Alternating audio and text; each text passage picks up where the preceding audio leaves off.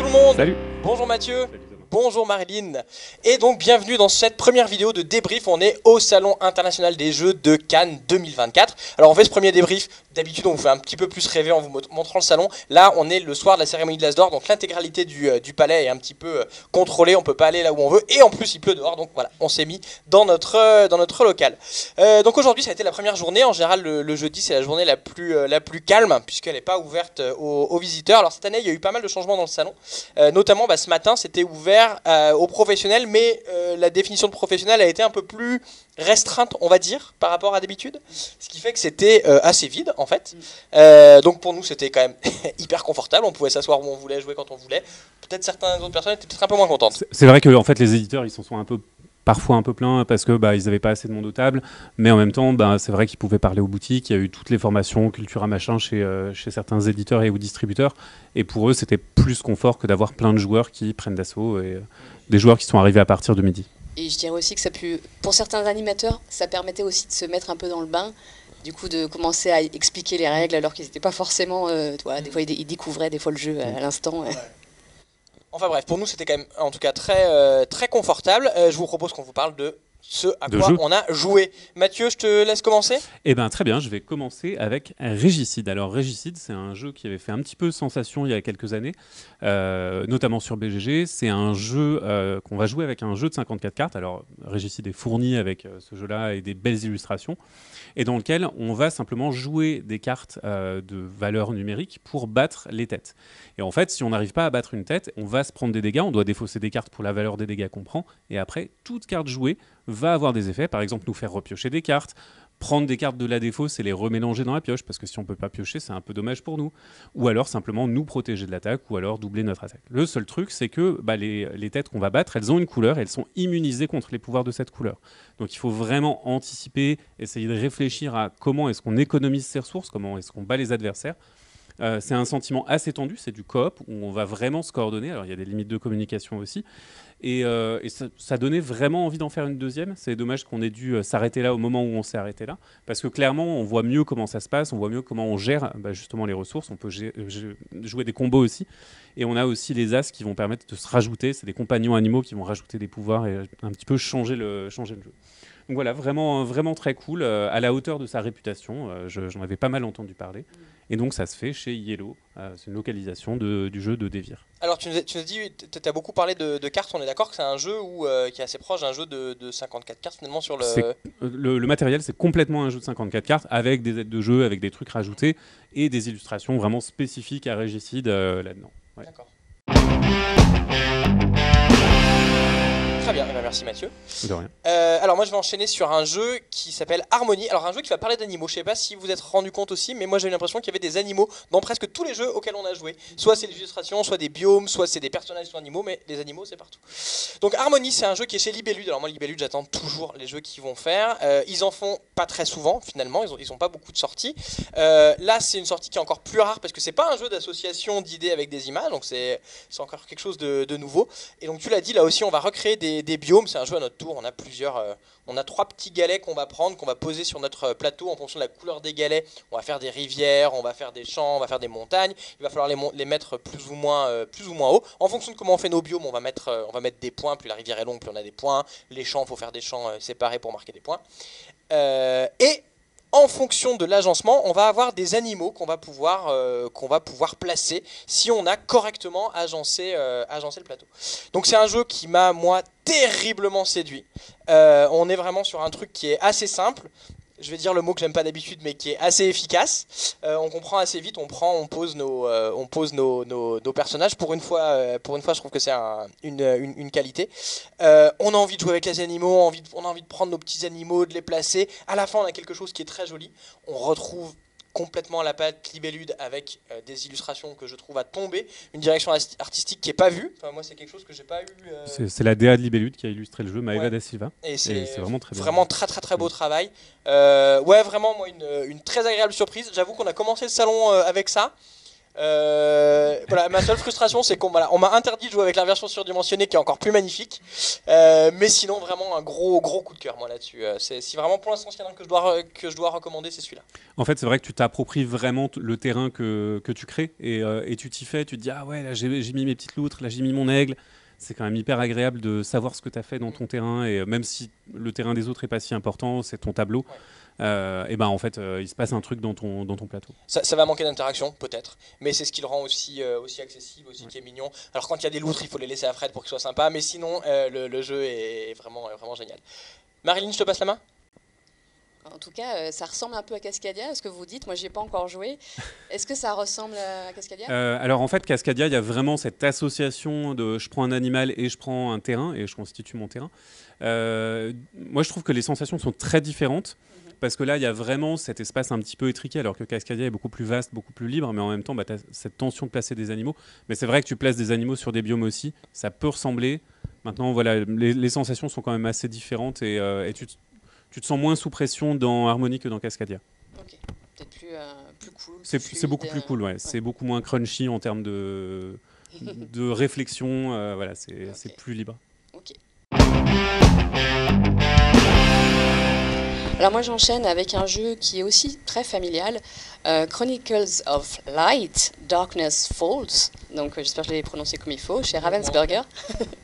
Donc c'est un jeu où on va jouer des princesses Disney, donc ça s'adresse peut-être plus à un public féminin, mais à voir, hein, peut-être que des garçons voudront jouer des princesses Disney.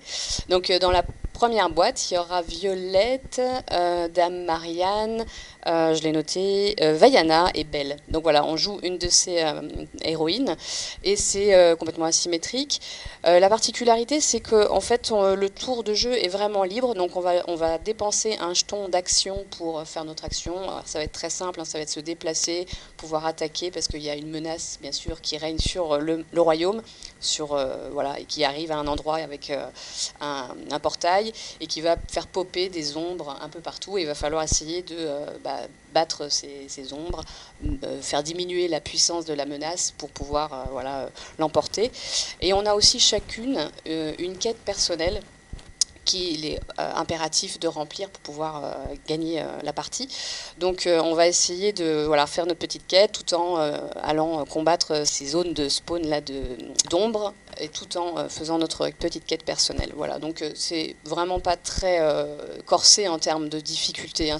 Je pense que c'est un jeu qui se destine à la GSS ou chez les Cultura, parce que c'est Prospero Hall, donc on est habitué à ce qu'il fasse du grand public et c'est le cas encore une fois. Mais je trouvais que ça fonctionnait bien et je pense que c'est sympa qu'ils aient fait ce placement-là, vraiment girl power pour le coup. Ça change et puis ça oblige tout le monde à la table à dire elle au lieu de dire il. Rien que pour ça, c'est marrant comme expérience. Donc ça sort normalement fin juin. C'était pas encore tout à fait fini. Donc là, il présentait que 2 personnages sur les 4. Donc à voir pour la suite. Voilà. Merci Marine. Mathieu, je reviens vers toi. Oui. Tu vas nous parler de Belcastel, je crois, on y retourne. Alors on y retourne, mais cette fois-ci, les charlatans de Belcastel, c'est une déclinaison de duel, toujours par Wolfgang Warsch, donc avec le Kennerspiel pour les charlatans de Belcastel. C'est toujours un jeu de backbuilding dans lequel on va attirer des choses de son sac, mais on va attirer, en concoctant des remèdes, on va attirer des patients à soi. Et en fait, c'est un tir à la corde géant où on va le faire plusieurs fois pour amener des patients jusqu'à notre étal. Une fois qu'ils sont dans notre étal, on leur file notre remède, ça les soigne. Si on en a assez, on remporte directement la partie. Et sinon, au bout de la fin de la partie, c'est celui qui a soigné le plus de patients qui l'emporte. Sachant qu'à chaque fois qu'on va soigner quelqu'un, on va reculer notre étal parce qu'il faut, il faut laisser un petit peu de marge et un petit peu de rattrapage. Et surtout, il y a des pouvoirs qui sont vraiment sur le mode de joueur. En fait, on est vraiment dans l'interaction. On va dire à l'autre joueur, tiens, tire un pion de ton sac, tu l'auras plus pour le reste de la manche, et moi, il va me modifier.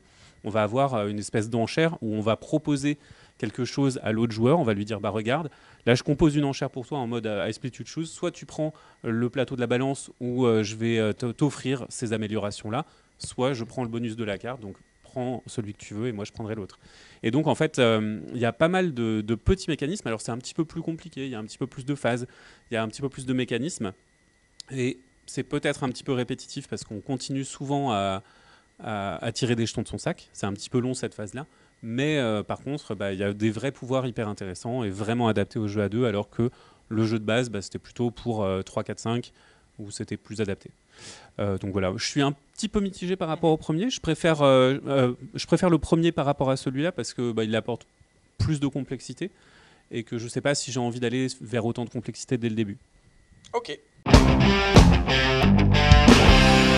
Et toi Thomas, du coup, t'as joué à quoi après ? Alors moi j'ai joué à un truc un peu derrière les fagots, j'ai l'impression qu'on l'avait pas forcément vu venir, ça s'appelait Link City, on a joué tous les deux avec Marilyn. C'est un truc assez original dans l'idée, c'est-à-dire que c'est un jeu où on va construire une ville, donc ça on le fait souvent dans les jeux de société, sauf que cette fois c'est coopératif, on va construire la ville tous ensemble, ça aussi on le fait souvent, mais ça va être basé sur les associations d'idées, c'est-à-dire que on commence avec une ville avec 4 bâtiments, et on va choisir des emplacements, donc qui vont être à côté de nos bâtiments, et il y a un joueur qui va être le maire, qui va piocher les 4 bâtiments à placer sur ces emplacements, et il va falloir qu'il détermine quel bâtiment va où.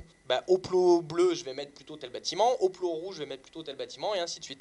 Et les autres joueurs vont devoir essayer de deviner où le maire a mis les bâtiments. Et clairement, là on est vraiment sur de l'association d'idées, de la réflexion sur et comment je construirais ma ville pour qu'elle ait du sens. Par exemple, cette pharmacie, peut-être que c'est pas mal que je la mette à côté de l'hôpital psychiatrique, mais peut-être qu'en fait il vaut mieux que je la mette à côté de la maison de retraite. Ah oui mince, et ce parc là, est-ce que je vais mettre plutôt à côté de l'école pour les enfants ou à côté de la maison de retraite pour que ce soit les personnes âgées qui aillent en profiter. Donc en fait c'est assez marrant parce qu'on a pas mal d'associations. Et souvent on se plante en fait. Enfin, faut quand même être clair, c'est vraiment un jeu où souvent, enfin en tout cas à 2, on s'est vraiment raté. On s'est pas compris. On avait une cité assez cool, c'est voilà.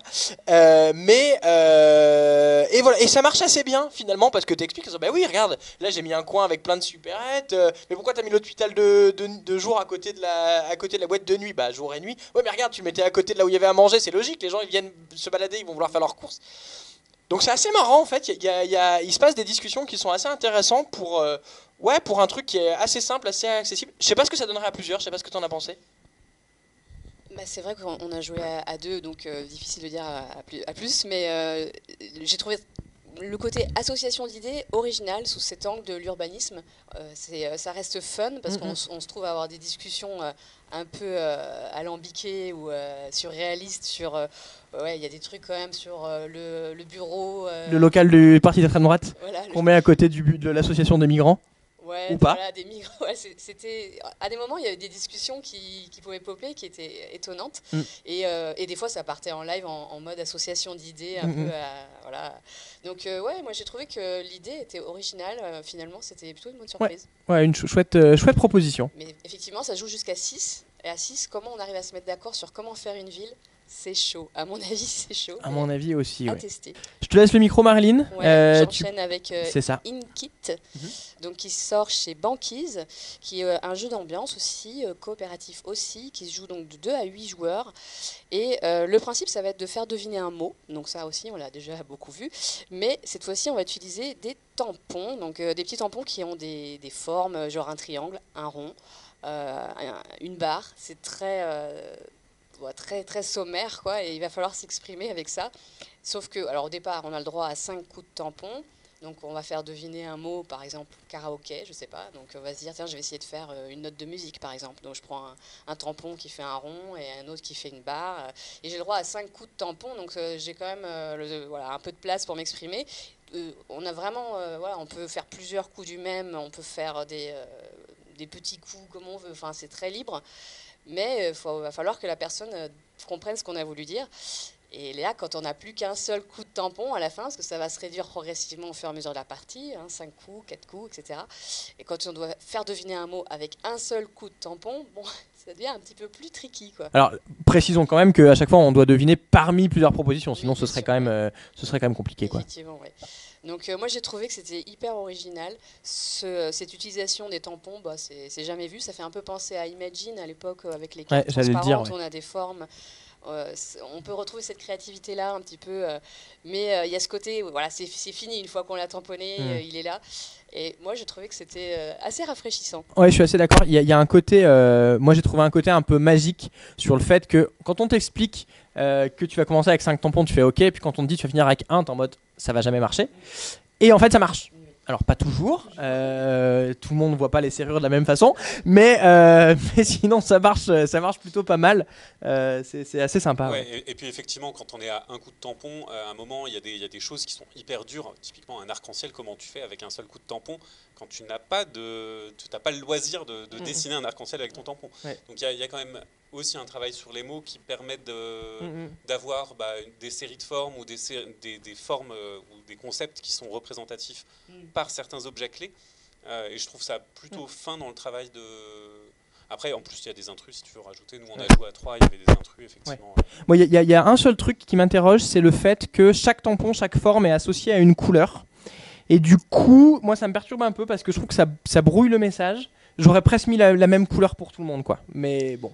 Je pense qu'avoir des couleurs différentes, ça te permet aussi de voir un petit peu si jamais quelqu'un a superposé quelques formes, tu peux voir quelles formes ont été superposées. Et puis, ça me paraît rigolo de savoir que même si on dessine pas un arbre, le triangle il sera toujours vert. C'est pas faux.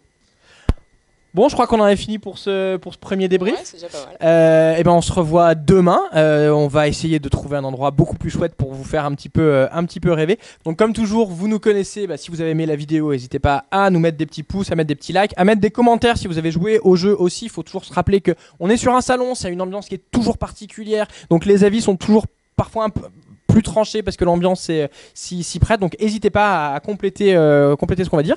Il me reste à vous souhaiter une bonne journée, une bonne soirée en fonction de quand vous regardez la vidéo, et puis on se rejoint pour le débrief de demain. Ciao.